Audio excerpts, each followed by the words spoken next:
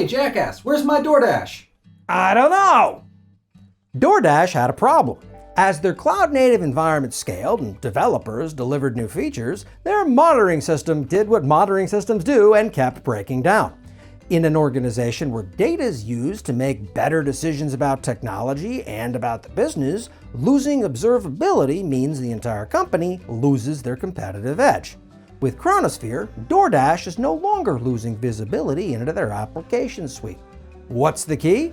Chronosphere is an open-source, compatible, scalable, and reliable observability solution that gives the observability lead at DoorDash business confidence and peace of mind. To learn more, read the full success story at snark.cloud/Chronosphere success. Every cloud provider has something vexing that they just won't fix. AWS has its obnoxious billing surprise problem. Google Cloud struggles to talk to customers who aren't already spending a fortune with them. Oracle Cloud stubbornly refuses to set Larry Ellison adrift on an ice floe, and Microsoft Azure just will not get with the program around security. Azure suffered a number of serious vulnerabilities over the past year. By my count, 5 of those, ChaosDB, Synlapse, AzureScape, AutoWarp, and Extra Replica, have breached the boundary between different Azure customer accounts. This is, as they say, bad. The entire premise and promise of cloud completely falls apart as soon as another customer can see or, good Lord, alter your data. Let's start with some empathy because, let's face it, nobody sets out to build something insecure except maybe a cryptocurrency exchange. The engineers responsible for a lapse no doubt feel crappy about it, and shaming people for their work isn't great. That said, there's more than one engineer in Azure.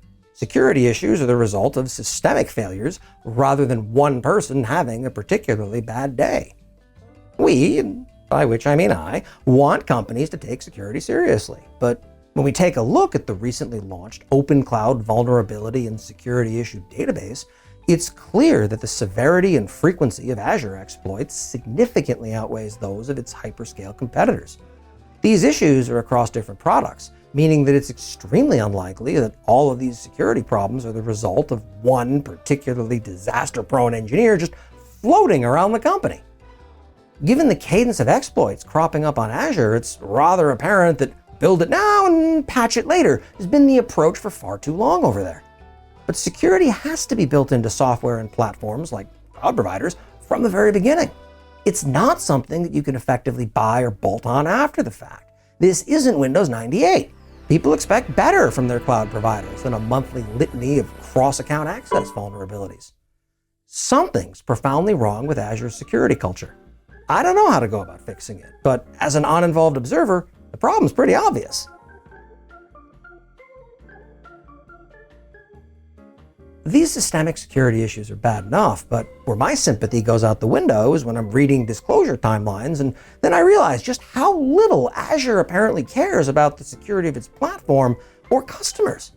We've seen multiple cases where Microsoft takes more than a month just to give a security researcher an initial response to many of these issues.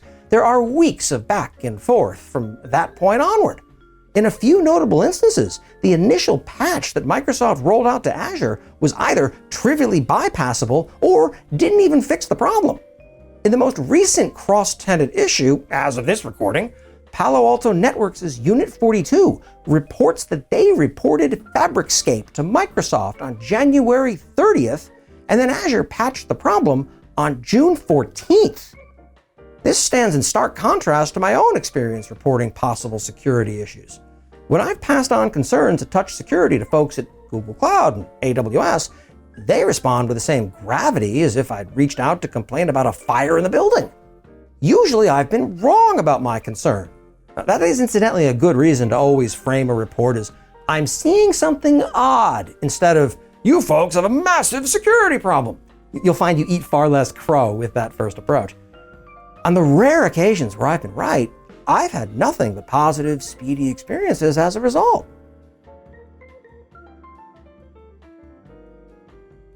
This, of course, brings us to the quality of Azure's responses when they get a security issue reported.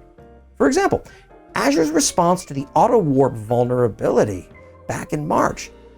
Microsoft has not detected evidence of misuse of tokens. Okay, what's that mean? You can read that as, we've conducted an exhaustive log analysis and determined conclusively that this has not been exploited. You could also hear it as, we have no evidence that this has been exploited. Or you could even hear it as, what are logs anyway? We've never heard of them before. Contrast that with the public statement that AWS made during its superglue exploit. It said unequivocally, analysis of logs going back to the launch of the service have been conducted, and we have conclusively determined that the only activity associated with this issue was between accounts owned by the researcher. No other customers' accounts were impacted. As a customer, one of those two security responses fills me with confidence. The other doesn't. And just as an aside, when AWS rolled a patch out, they got it to every region they have in less than 30 hours. That really stands in stark contrast. I've been told repeatedly and at length that I seem to be one of the only people expressing public concern about the subpar, that means crap, quality of Azure's security responses. And to that, all I can say is, no duh. I'm not a security researcher and I don't partner with any vendor in the cloud computing space. What's Microsoft gonna do to me? Hike the cost of my Office 365 licenses at renewal time?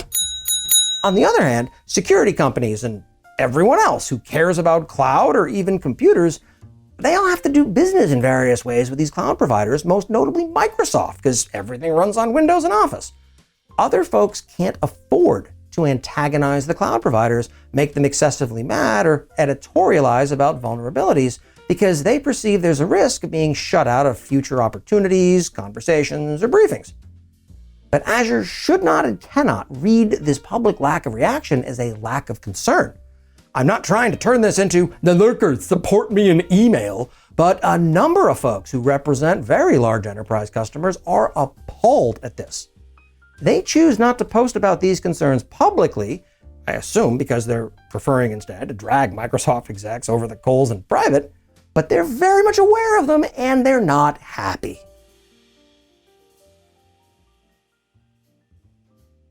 I don't have a particular horse in the cloud race. I cover AWS because today it's where the expensive problems are that I know how to fix. Should the industry shift? I will too. What I want to see is a future in which there are multiple excellent options for cloud providers rather than a monoculture or a duopoly. Issues like this make me fearful for the future of cloud as a whole, because Azure is insecure is indistinguishable from the cloud is insecure for folks who aren't steeped in this world. Azure's got to do better, and the rest of us need to get louder about Azure's shortcomings until it does.